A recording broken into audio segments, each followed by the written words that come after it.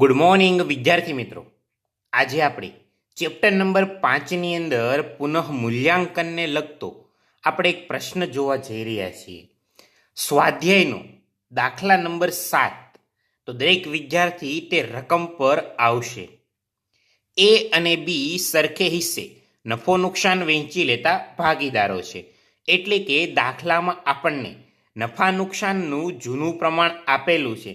એ જેમ બી બરાબર 1:1 થશે. તેઓએ સીને 1/4 ભાગ આપવાની શરતે પેઢીમાં દાખલ કરે છે. સીના પ્રવેશ વખતે એ અને બીના પાકા સરવૈયામાં નીચે મુજબની બાકીઓ હતી. અહીંયા વિદ્યાર્થી મિત્રો આપણને પ્રોપર પાકું સરવૈયું આપેલું નથી, માત્ર તેમની બાકીઓ આપેલી છે. પેટન્ટ 30,000 રૂપિયા, જમીન મકાન 1,80,000 રૂપિયા, સ્ટોક 35,000 રૂપિયા, પાઘડી 20,000 રૂપિયા, યંત્રો 60,000 રૂપિયા અને લેણદારો 40,000 રૂપિયા.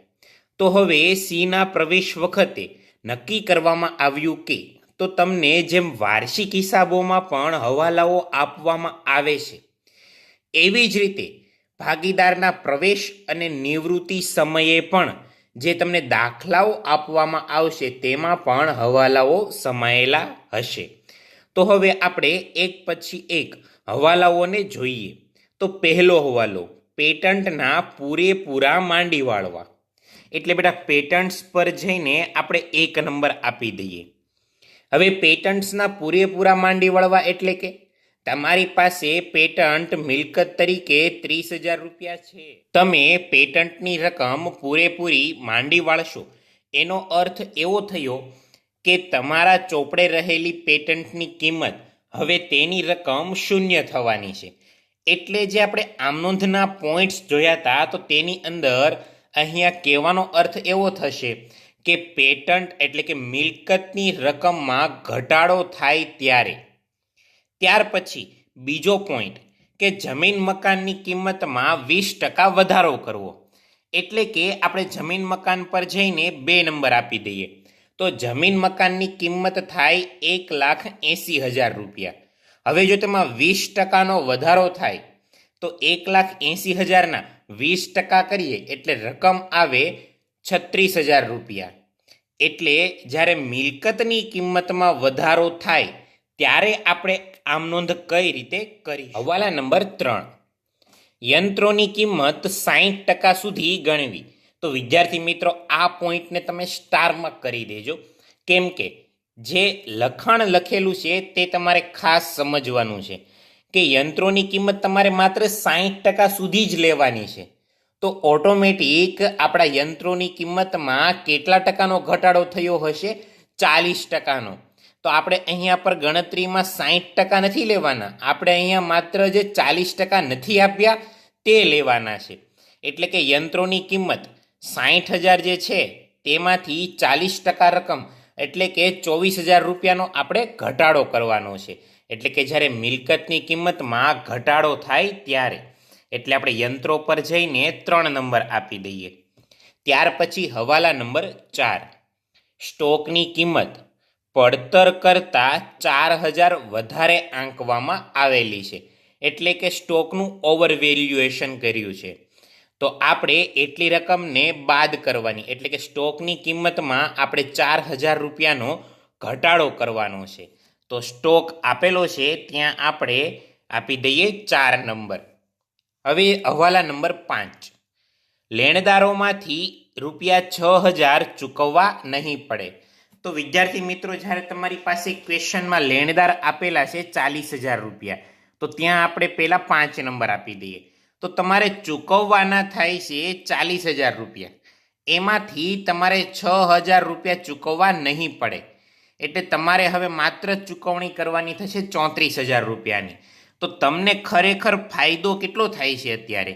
તો 6,000 રૂપિયા. તો એ સમયે જ્યારે જવાબદારીની કિંમતમાં ઘટાડો થાય ત્યારે આપણે પુનઃ મૂલ્યાંકન ખાતું જમા કરીએ છીએ. તો ત્યાર પછી હવે છેલ્લો પોઈન્ટ આવેલો છે આપણી પાસે, તે છે પાઘડી. તો પાઘડીની કિંમત છે 20,000 રૂપિયા. તો બેટા આ પાઘડી કહેવાય જૂની પાઘડી. તો જૂની પાઘડી આપણે જૂના ભાગીદારો વચ્ચે તેના જૂના પ્રમાણમાં આપણે વહેંચવી પડે. તે પુનઃમૂલ્યાંકન ખાતે આપણે તેની અસર આપવાની હોતી નથી. તો હવે આપણે આગળ વધીએ અને આપણી આમનોંધ તરફ આગળ જઈએ.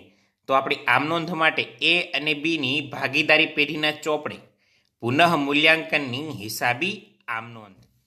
તો શરૂઆત કરીએ આપણે પ્રથમ હવાલાથી. તો આપણો પહેલો હવાલો હતો કે પેટન્ટ્સના પૂરેપૂરા માંડી વાળવા. તો પેટન્ટ્સ આપેલી છે આપણને 30,000 રૂપિયા. તો આપણે પેટન્ટ્સની રકમ માંડી વાળીશું એટલે આપણા માટે કહેવાય નુકસાન, એટલે પુનઃ મૂલ્યાંકન ખાતું થશે ઉધાર, અને પેટન્ટ્સનું ખાતું બંધ થવાથી તેનું ખાતું આપણે જમા બાજુ પર લખીશું. એટલે આપણી આમનોંધ બનશે પુનઃ મૂલ્યાંકન ખાતે ઉધાર 30,000 રૂપિયા, તે પેટન્ટ્સ ખાતે જમા 30,000 રૂપિયા. તો આ આપણા માટે બની પહેલી આમનોંધ. ત્યાર પછી બીજો હવાલો કે જમીન મકાનની કિંમતમાં 20% વધારો કરવો, અને જમીન મકાન આપેલા છે આપણને 1,80,000 રૂપિયા. તો બેટા સૌથી પહેલાં તો કેલ્ક્યુલેટરની અંદર 1,80,000 ગુણ્યા 20% કરશો એટલે તમારી પાસે જે વધારો કરવાનો છે તેનો જવાબ આવશે 36,000 રૂપિયા. અને જ્યારે મિલકતની કિંમત વધતી હોય ત્યારે આપણે પુનઃ મૂલ્યાંકન ખાતું જમા કરીએ અને જે તે મિલકતનું ખાતું આપણે ઉધાર કરવાનું છે. એટલે જમીન મકાન ખાતે ઉધાર 36,000 રૂપિયા, તે પુનઃ મૂલ્યાંકન ખાતે જમા 36,000 રૂપિયા. તો આ આપણા માટે હવાલા નંબર 2 થયો. ત્યાર પછી આપણે હવાલા નંબર 3 તરફ જઈએ. યંત્રોની કિંમત 60% સુધી ગણવી. હવે યંત્રો આપેલા છે આપણને 60,000 રૂપિયા. તો ખૂબ જ ધ્યાનથી સાંભળજો કે તમારે હવે યંત્રોની કિંમત 60% સુધી જ ગણવાની છે. તો ખરેખર તમે કેટલા ટકા રકમ ઘટાડી? તો યંત્રોની કિંમત કુલ 100% હોય અને તેમાંથી આપણે જો માત્ર 60% રકમ સુધી જ ગણવી હોય તો ઓટોમેટિક આપણા પાસે 40% રકમમાં ઘટાડો થાય. એટલે કે અહીંયા યંત્રો જે આપેલા છે 60,000 રૂપિયા, તેના પર આપણે ઘટાડો કરવાનો છે 40%નો. તો 60,000 તેને ગુણ્યા જો આપણે 40% કરીએ તો આપણો જવાબ આવે 24,000 રૂપિયા.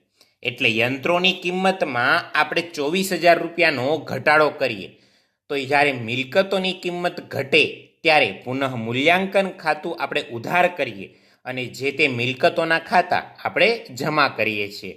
તો આપણે તેની આમનોંધ જોઈએ કે પુનઃ મૂલ્યાંકન ખાતે ઉધાર 24,000 રૂપિયા, તે યંત્રો ખાતે જમા 24,000 રૂપિયા. તો આપણે 3 હવાલાઓ કમ્પ્લીટ કર્યા. ત્યાર પછી હવે આપણે હવાલા નંબર 4 તરફ જઈએ. તો આપણો 4 નંબરનો હવાલો કે સ્ટોકની કિંમત પડતર કિંમત કરતાં ₹4,000 વધારે આંકવામાં આવેલી છે. એટલે કે સ્ટોકની કિંમતમાં 4,000નો વધારો થઈ ગયો છે. તો આપણે તેની રકમને ઘટાડવી પડે. તો મિલકતોની કિંમત ઘટે ત્યારે પુનઃ મૂલ્યાંકન ખાતું ઉધાર થાય છે અને જે તે મિલકતનું ખાતું આપણે જમા કરીએ છીએ. તો આપણી આમનોંધ બનશે કે પુનઃ મૂલ્યાંકન ખાતે ઉધાર 4,000 રૂપિયા, તે સ્ટોક ખાતે જમા 4,000 રૂપિયા. ત્યાર પછી હવાલા નંબર 5, લેણદારોમાંથી ₹6,000 ચૂકવવા નહીં પડે. તો લેણદારો આપણને આપેલા છે 40,000 રૂપિયા. હવે આપણે લેણદારોને 6,000 રૂપિયા નથી આપવાના, તો એ રકમ આપણા માટે નફો ગણાય છે. તો જ્યારે જવાબદારીઓમાં કિંમતમાં ઘટાડો થાય ત્યારે પુનઃ મૂલ્યાંકન ખાતું જમા થાય છે અને જે તે જવાબદારી કે દેવાનું ખાતું આપણે ઉધાર કરવું પડે છે. તો આપણા માટે આમનોંધ બનશે કે લેણદારો ખાતે ઉધાર 6,000 રૂપિયા, તે પુનઃ મૂલ્યાંકન ખાતે જમા 6,000 રૂપિયા. તો અહીંયા આપણા ટોટલ 5 હવાલાઓ કમ્પ્લીટ થયા. હવે પછી આપણી પાસે જે પાઘડી હતી તો એ જૂની પાઘડીને જૂના ભાગીદારો વચ્ચે તેના જૂના પ્રમાણમાં આપણે જો વહેંચવી હોય તો આપણા પાસે 6 નંબરની આમનોંધ જૂની પાઘડી જે 20,000 આપેલી છે, તો જૂના ભાગીદારો વચ્ચે આપતા ભાગીદારોના મૂડી ખાતા આપણે ઉધાર કરીશું અને પાઘડી ખાતું જમા કરીશું, અને 20,000 રૂપિયાને ભાગીદારો વચ્ચે તેના નફા નુકસાનના જૂના પ્રમાણ 1:1 પ્રમાણમાં આપણે વહેંચવાની છે. એટલે ભાગીદાર એના મૂડી ખાતે ઉધાર 10,000 રૂપિયા, ભાગીદાર બીના મૂડી ખાતે ઉધાર 10,000 રૂપિયા, તે જૂની પાઘડી ખાતે જમા થશે 20,000 રૂપિયા. તો આ થઈ આપણી ટોટલ 5 હવાલાઓ અને એક પાઘડી અંગેની આમ નોંધ. તો હવે જે 1 થી 5 હવાલાઓ છે તેમાં પુનઃ મૂલ્યાંકન ખાતું ઉધાર પણ થયું હશે અને પુનઃ મૂલ્યાંકન ખાતું જમા પણ થયું હશે. તો આ 5 હવાલાઓને આધારે આપણે એક આજે નવો ટોપિક તરફ આગળ વધીએ. તો એ ટોપિક છે આપણા માટે કે પુનઃ મૂલ્યાંકન ખાતું. તો પુનઃ મૂલ્યાંકન ખાતાની અંદર જ્યારે ખાતું તમારું ઉધાર થયું છે તો તેને આપણે ઉધાર બાજુ દર્શાવીએ અને ખાતું જમા થયું છે તેને આપણે જમા બાજુ પર દર્શાવીએ. તો આપણે શરૂઆત કરીએ પહેલા હવાલાથી. તો આપણે તેની અંદર ખાતું જે ઉધાર થયું હતું તો પેટન્ટ ખાતે ઉધાર કરીએ 30,000 રૂપિયા. ત્યાર પછી જમીન મકાનની કિંમતમાં જે વધારો થયો ત્યારે પુનઃ મૂલ્યાંકન ખાતું આપણે જમા કરેલું જમીન મકાન ખાતે 36,000 રૂપિયા. ત્યાર પછી આપણે આગળ વધીએ તો ઉધાર બાજુ પર યંત્રો ખાતે 24,000 રૂપિયા. ત્યાર પછી આપણે હવાલો જોયો તો સ્ટોક અંગેનો, તો તેમાં પણ પુનઃ મૂલ્યાંકન ખાતું આપણે ઉધાર કરેલું સ્ટોક ખાતે 4,000 રૂપિયા દર્શાવીએ. ત્યાર પછી લેણદાર વાળો જે હવાલો હતો તેમાં પુનઃ મૂલ્યાંકન ખાતું જમા થયું હતું, તો આપણે જમા બાજુ પર લેણદારો ખાતે 6,000 રૂપિયા. હવે જે પાઘડીવાળો પ્રશ્ન હતો તેમાં પુનઃ મૂલ્યાંકનનો ઉલ્લેખ થયો હતો નહીં, એટલે તેને આપણે પુનઃ મૂલ્યાંકન ખાતામાં દર્શાવી ન શકીએ. તો હવે બેટા આપણે અહીંયા પર જોઈએ તો આપણે ટોટલ કરવાનું છે, તો ઉધાર બાજુનો સરવાળો વધુ થાય છે તો તે આવશે 58,000 રૂપિયા. તો તે જ ટોટલને આપણે જમા બાજુ પર રકમમાં લઈ જઈએ 58,000 રૂપિયા. હવે જે કુલ સરવાળો 58,000 રૂપિયા થયો તેમાંથી જમા બાજુની બંને રકમોને બાદ કરતા આપણી પાસે પરિણામ આવશે 16,000 રૂપિયા. હવે આ જે પરિણામ આવ્યું છે તો આ પરિણામ એ કહેવાય છે પુનઃ મૂલ્યાંકન ખાતાની ખોટ, અને તેને ભાગીદારો વચ્ચે 1:1 પ્રમાણમાં આપણે વહેંચવાની હોય છે. તો આપણે અહીંયા પર બંનેને સરખે ભાગે જો ખોટ વહેંચવી હોય તો ભાગીદાર એના ભાગે આવશે 8,000 રૂપિયા અને ભાગીદાર બીના ભાગે આવશે 8,000 રૂપિયા. તો બેટા આ થયો એક નાનો એવો પ્રશ્ન જે પુનઃ મૂલ્યાંકન અંગેનો. તો હવે જ્યારે આપણે નેક્સ્ટ ક્વેશ્ચન આપણે જે ભણવાના છીએ તેની અંદર પુનઃ મૂલ્યાંકનના પ્રશ્નો પણ આવશે. આ ઉપરાંત પાઘડીને લગતા પ્રશ્નો પણ આવશે. તેમાં નફા નુકસાનના પ્રમાણમાં જે ફેરફાર થયા હશે તેનો પણ ઉલ્લેખ હશે, અને ભાગીદારો વચ્ચે જે એકત્રિત થયેલ નફો કે ખોટ તેના પણ પ્રશ્નો સમાયેલા હોવાના છે. તો દરેક વિદ્યાર્થીઓએ આ પુનઃ મૂલ્યાંકન અંગેના પ્રશ્નોની ખૂબ જ વ્યવસ્થિત રીતે અને આમનોંધ સરળતાથી યાદ રહી જાય તે પ્રમાણે તમારે વ્યવસ્થિત આમનોંધને પાકી કરવાની છે.